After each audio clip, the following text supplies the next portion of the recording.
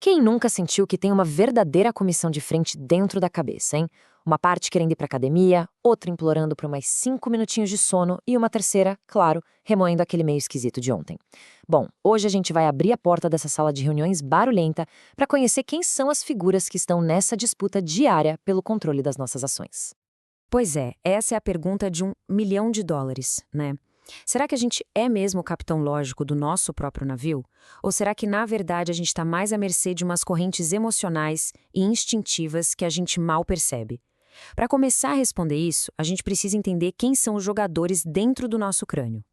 Para a gente conseguir entender essa dinâmica, vamos usar um modelo clássico, mas muito útil, chamado cérebro trino. A ideia é a seguinte: imagina que, ao longo da evolução, a gente não trocou de cérebro. Foi mais como uma reforma numa casa antiga, sabe? A gente só foi construindo novas camadas por cima da estrutura que já existia. E olha aí os nossos 3 protagonistas. Lá na base, o mais antigo de todos, o instintivo. No meio, o centro emocional. E por cima, a camada mais novinha em folha, a sede da razão. O detalhe é que cada um tem a sua própria agenda e o seu próprio jeito de se fazer ouvir. Para facilitar, vamos dar uns apelidos para essa galera. Primeiro, a gente tem o sobrevivente, que cuida do piloto automático, tipo respirar e sentir fome. Depois vem o sentinela, que está sempre de plantão, cuidando das nossas emoções e conexões com os outros. E por fim, o CEO, a parte executiva, que analisa, planeja e, bem, tenta manter essa turma toda sob controle. Agora, vamos dar uma olhada mais de perto no jogador mais rápido e, digamos, mais esquentado desse time, o nosso sentinela emocional. Pensa nele como o sistema de alarme do cérebro. E a sua principal característica é uma só: velocidade. E quando a gente fala em velocidade, é algo quase instantâneo. É uma reação que acontece antes mesmo de dar tempo de processar conscientemente o que está rolando. Essa reação é tão, mas tão rápida que em milissegundos o sentinela já julgou a situação bem antes do pensamento lógico sequer ter acordado. E a estrutura por trás dessa velocidade toda é a amígdala. A amígdala funciona como um detector de fumaça. Ela não para pensar, será que é um incêndio ou só a torrada que queimou? Não, ela dispara o alarme primeiro e deixa o resto do pessoal descobrir depois. A prioridade dela é a velocidade, não a precisão. E claro, essa rapidez toda tem consequências. A amígdala pode aprender a ter medo de coisas totalmente neutras. Mas o mais revelador é que algumas pesquisas mostram que esse alarme dela dispara com mais força e mais rápido quando a gente vê rostos de pessoas que o cérebro percebe como diferentes. Isso pode ser a base de muitos vieses inconscientes. Então, o ponto principal é esse. O sentinela já está lá, gritando perigo, enquanto o nosso CEO ainda está ligando o computador. É um atalho da evolução, feito para nos manter em segurança, mas que no mundo de hoje pode nos levar a umas conclusões bem erradas. Agora, essa conversa toda entre o sobrevivente, o sentinela e o CEO não acontece no vácuo, não.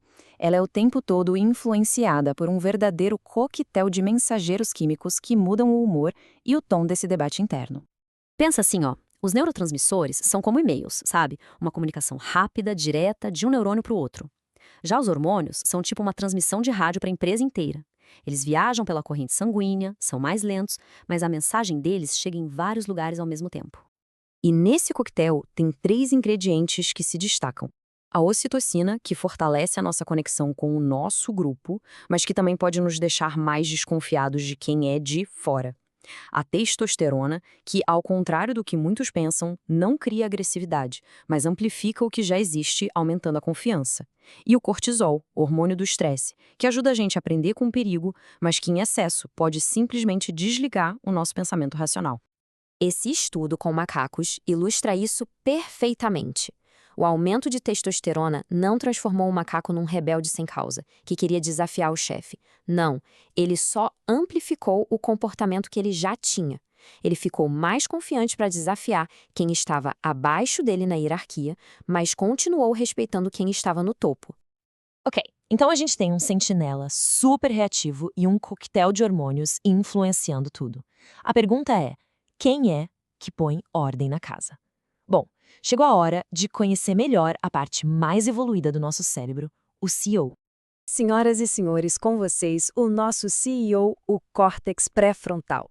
Ele fica localizado bem aqui, atrás da testa, e é o responsável pelo planejamento, pelas decisões complexas, pela lógica e, o mais importante, por regular os impulsos do nosso amigo sentinela.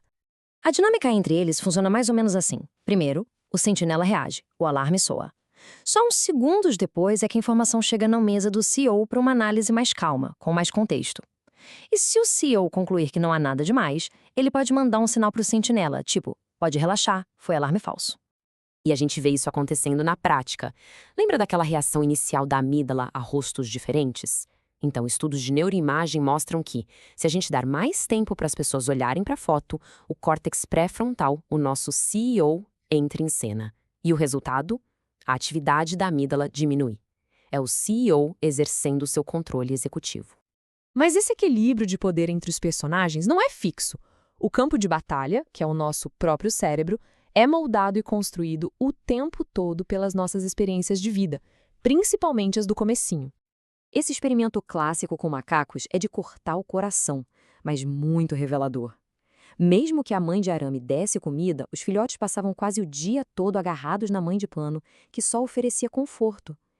Isso mostra que afeto e segurança não são um luxo, são necessidades biológicas tão importantes quanto comida para moldar um cérebro em desenvolvimento. E o que acontece quando essa necessidade não é atendida? Bom, este slide mostra o impacto físico do estresse. Na esquerda, um neurônio saudável, cheio de conexões. Na direita, um neurônio que sofreu com o estresse, com bem menos ramificações. E isso não é uma metáfora. É uma mudança estrutural que pode ter consequências para a vida toda. Agora, vamos pular para a adolescência para ver como essa construção continua. Essa é uma fase em que o nosso CEO, o córtex pré-frontal, ainda está em treinamento. Enquanto isso, o sentinela emocional e o sistema de recompensa estão a todo vapor. O resultado? Um cérebro mais propenso a correr riscos e super sensível à opinião dos amigos. Mas aqui vem a parte mais importante. Apesar de tudo, da genética, das experiências do passado, o cérebro não é uma sentença definitiva. Ele tem uma capacidade incrível chamada neuroplasticidade. Isso quer dizer que ele pode se reorganizar, criar novas conexões e fortalecer outras com base em tudo que a gente aprende e vive. E isso nos traz de volta à nossa sala de reuniões interna. Agora que a gente conhece o sobrevivente instintivo, o sentinela emocional e o CEO racional, a questão muda, né? Não se trata de tentar silenciar uma dessas vozes, mas sim de entender a função de cada uma. Como a gente pode usar nosso CEO para ouvir e mediar essa conversa interna de uma forma mais consciente? Bom, essa é uma decisão que está em nossas mãos.